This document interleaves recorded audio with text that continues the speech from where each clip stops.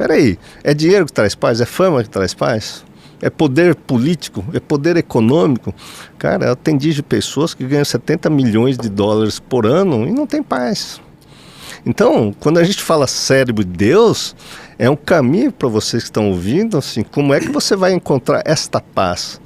E aí, Jesus diz exatamente o contrário. Não busque fora, que é essa paz que a gente busca no mundo lá fora, mas busque o reino de Deus que está dentro de você. O reino de Deus não vem de uma forma visível, segundo o que ele diz. Vem de uma forma invisível. Então, não invista, né, os seus tesouros aqui na terra, onde a ferrugem e a traça vão correr, que é o que você olha aqui. Então, tudo que você constrói aqui, o que o homem constrói, vai desaparecer. E o que ele está sugerindo para você construir? Plante tesouro no céu. E qual é o tesouro no céu? A Bíblia não vai falar em cérebro, mas quando você lê a Bíblia, você vai ver que ele escreve coração. O coração do homem enganoso, o Espírito Santo, né, que é o Espírito de Deus, vai estar no seu coração. As leis de Deus vai transformar o seu coração de pedra, que é essa cabeça rígida, a sua consciência rígida, num coração de carne, quer dizer, numa mentalidade, numa mente aberta. Então a Bíblia propõe você deixar de ser rígido, deixar de ser ignorante e pensar na sua vida. Então, quando você busca essa paz, é uma paz interior. Por isso, aí vem a meditação, né? Por exemplo, os meditadores sabem disso. Aliás, a neurociência, na questão do cérebro, evoluiu dos estudos dos meditadores lá da Índia, dos gurus que fazem a meditação. Então, dentro dessa história, quem faz a meditação está dentro. Por quê? Eles perceberam que os meditadores, eles controlam a vida interior tão profundamente que eles controlam, você sabe disso, a respiração, a frequência cardíaca. Os caras botam a frequência cardíaca lá embaixo, os caras ficam um minuto, sei lá quanto tempo, sem respirar. Se eu ficar um minuto sem respirar, não controlo nada. Imagina que esse pessoal tem o controle do que a gente chama do sistema nervoso autônomo. Ele tem as mãos de fazer o batimento cardíaco, fazer isso. E o que chamou a atenção? Os estudiosos da mente humana foi falar, por que esses caras conseguem controlar esse mundo interior? Que é o mundo interno, que tem a ver com o nosso coração, com essas sensações ruins que a gente sente no dia a dia. Então eles descobriram que esses caras continuamente estão olhando para dentro. Então existem várias formas hoje da meditação de olhar para dentro. O que eu desenvolvi, eu peguei tudo isso aqui, desenvolvi um método que vem da neurociência, de aprender a olhar para dentro e a pessoa conhecer a verdade. E aí vem um grande ensinamento, né? Que está contido na Bíblia. O verdadeiro amor joga fora todo medo. Está lá em 1 João, capítulo 4. Né? Os verdadeiros discípulos de Jesus é aquele que tem amor no seu coração. Só que se você pegar o ser humano, o que ele tem na verdade? Se você olhar no dia a dia, a gente deseja um monte de coisa, a gente tem expectativa de um monte de coisa. Você quer produzir um monte de coisa, mas o que acontece? A gente se frustra. Dentro dessa busca espiritual, uma coisa que eu falo, aquela mulher que está ali me ajudou a encontrar esse Deus. Por quê? Nessa relação, no propósito de ter família, eu tive que mudar a minha forma de amar. Então eu amava e tinha segurança fazendo o quê? Dando carro importado, tendo uma cobertura com piscina, churrasqueira, que era o sonho de todo mundo, ganhando dinheiro, ganhando poder, ganhando fama, que eu tenho um currículo maravilhoso na área de cirurgia, só que nada disso me trouxe paz. Onde é que eu fui descobrir esta verdade? A verdade que nós devemos abrir mão dessa nossa consciência, né, que a gente tem, de olhar para fora e tentar buscar paz com as coisas de fora, e olhar para dentro e buscar uma paz interior.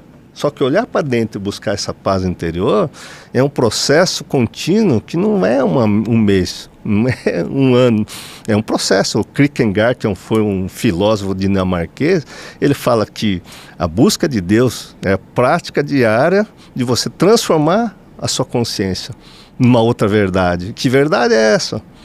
Se eu estava buscando uma verdade em que esses valores que a gente está falando aqui, elas faziam parte da minha crença que iam me trazer felicidade, eu descobri que isso me trazia grande sofrimento. Eu podia ter dinheiro para mandar na cabeça dela. Quando eu tinha muito dinheiro, eu quase separei. Por quê? Porque eu me tornei o verdadeiro Deus e não aceitava ela. Eu falava, não, você está errado, você está errado, você está errado. Eu comecei a impor as minhas ideias. Então, quanto mais eu estudava, mais eu impunha minhas ideias. Para quem? Para os pacientes, para as pessoas. E eu estava fazendo o que a Bíblia condena.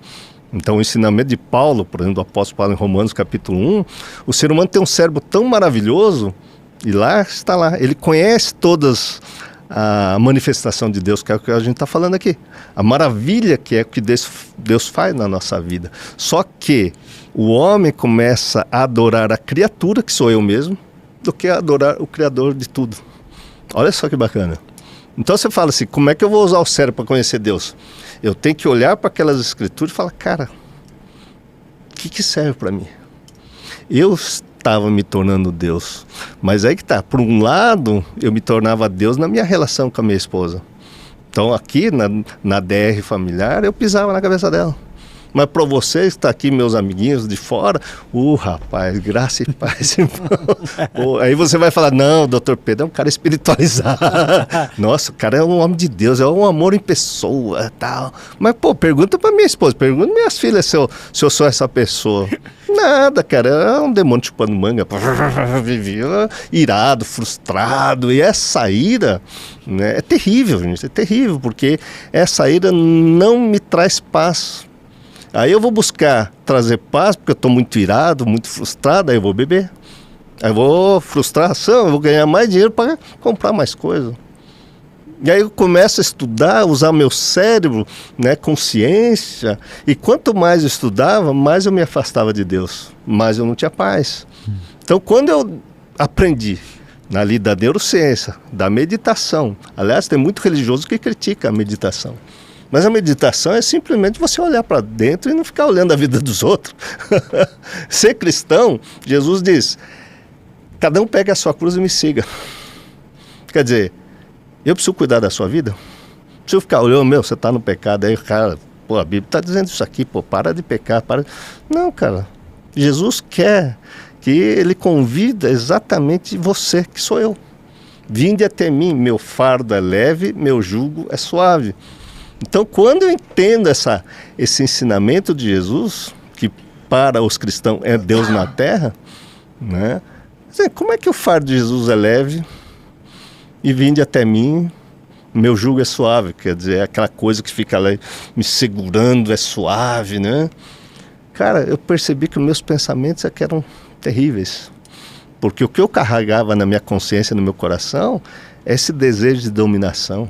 Esse desejo de fama, de poder, de conhecimento. E quanto mais conhecimento eu tinha, mais eu me endeusava, que está escrito em Romanos capítulo 1. O homem começa a se endeusar até o ponto que a gente começa a ter conflito. A gente já separou quase muitas vezes. Eu sei que esse papo é talvez muito pesado para as pessoas ouvirem, mas talvez é um caminho das pessoas buscar essa paz interior. Você está entendendo? Então, foi o caminho que eu encontrei.